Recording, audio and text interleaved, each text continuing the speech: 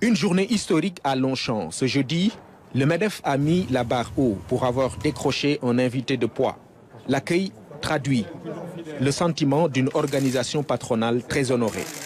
C'est un honneur pour le MEDEF, c'est un honneur pour les entreprises d'accueillir pour la première fois dans l'histoire du MEDEF un président de la République du continent africain en exercice. Mesdames et messieurs, je vous invite à accueillir sur scène, s'il vous plaît, son Excellence Macky Sall, président de la République du Sénégal, s'il vous plaît. Cette année, le Covid-19 est en toile de fond.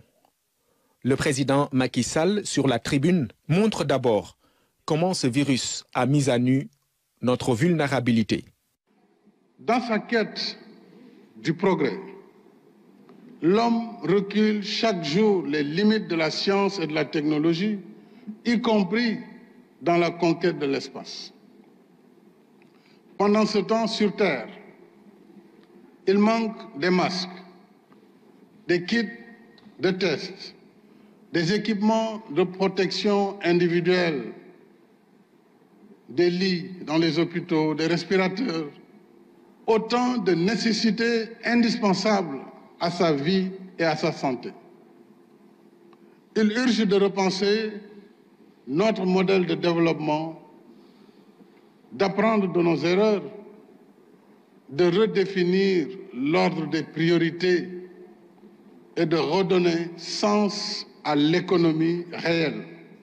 En dépit d'un impact assez considérable sur nos économies, l'Afrique a su montrer une résilience impressionnante. Le Sénégal est un exemple édifiant. Et ce programme nous a permis de soutenir le secteur de la santé par le relèvement substantiel du plateau médical en pleine crise, des tests et un traitement gratuit de tous les malades. Tous les tests sont encore gratuits au Sénégal jusqu'au moment où je vous parle. Il a fallu assister les populations en denrées de première nécessité et en produits phytosanitaires, mais surtout appuyer notre diaspora si généreuse envers le pays en temps normal et qui a été durement éprouvée à cause des politiques de confinement, particulièrement en Europe, aux États-Unis et dans les autres contrées. Soutenir le secteur privé local et préserver l'emploi à travers un paquet de mesures fiscales, douanières et d'injection de liquidités. Enfin, il a fallu assurer l'approvisionnement correct du pays en hydrocarbures et en produits pharmaceutiques de base. Mais les efforts internes ne suffiront pas pour amortir le choc et relancer la croissance. Il faut plus de capacités financières à l'Afrique. C'est pourquoi, avec d'autres collègues chefs d'État, j'ai lancé un plaidoyer pour un allègement conséquent de la dette publique africaine et un réaménagement de la dette privée selon des modalités à convenir.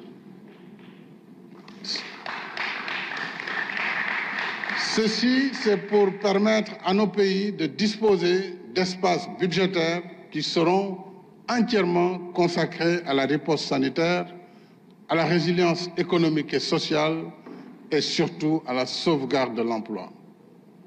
Je dois à ce sujet saluer le rôle éminent du président Emmanuel Macron qui a contribué à l'adoption par le G20 d'un moratoire sur le service de la dette jusqu'à la fin de l'année 2020. Je dois dire que ce moratoire doit être révisé pour nous permettre réellement de bénéficier de ces reports de remboursement.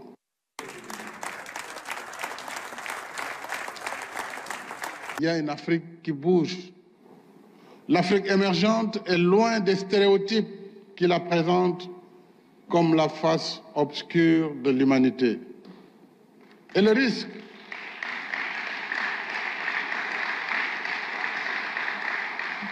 Je voudrais également dire que le risque d'y investir n'est pas plus élevé que dans beaucoup d'autres régions du monde. À tous nos partenaires publics et privés, mon message reste le même. poser un nouveau regard sur l'Afrique et les Africains. Ceux qui continuent de percevoir et d'analyser les dynamiques africaines à travers des paradigmes, j'allais dire périmés, risquent d'être surpris et en retard sur les rendez-vous de demain. Mais c'est déjà les rendez-vous d'aujourd'hui. Pour une économie mondiale essoufflée, l'Afrique en construction est une source d'opportunités et d'investissement. Le Sénégal veut rester dans cette dynamique. Ainsi, pour faire face aux défis, le PAP 2 est ajusté et accéléré. Il s'agira dans ce nouveau programme de donner une surpriorité à la souveraineté alimentaire. L'agriculture, avec un volet agro-industrie très développé, l'élevage, la pêche, l'industrie pharmaceutique et sanitaire. Mais aussi, il s'agira de booster en même temps l'industrialisation de l'économie, le numérique, le tourisme, qui reste un secteur traditionnel au Sénégal, le logement, en favorisant davantage l'équité territoriale et l'inclusion sociale. Parallèlement, les projets stratégiques des infrastructures et de l'énergie seront poursuivis. Les atouts sont donc non négligeables, tout comme il y a des défis à relever au Sénégal et en Afrique en général, un continent où il n'y a ni exclusion ni exclusivité, ajoute le président Macky Sall. En tant que pays d'accueil, il nous appartient de poursuivre l'amélioration de l'environnement des affaires et de la compétitivité. Et je pense à la simplification des formalités et des procédures, à la disponibilité des ressources humaines qualifiées, à la logistique et aux autres facteurs de production comme l'énergie, l'eau, les infrastructures physiques.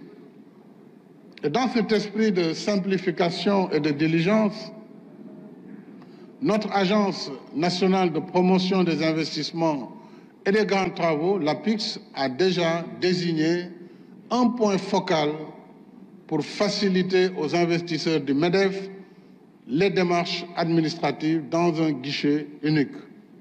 Les opportunités sont donc réelles et les entrepreneurs européens l'ont bien compris. Nous sommes très heureux, très honorés d'accueillir le président à cette université d'été.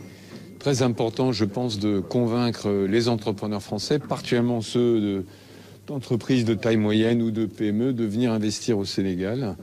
Il y a parfois une crainte, une réticence, une méconnaissance, et les entrepreneurs français sont prêts à investir au Sénégal, qui est un pays exemplaire en matière de stabilité et de politique économique.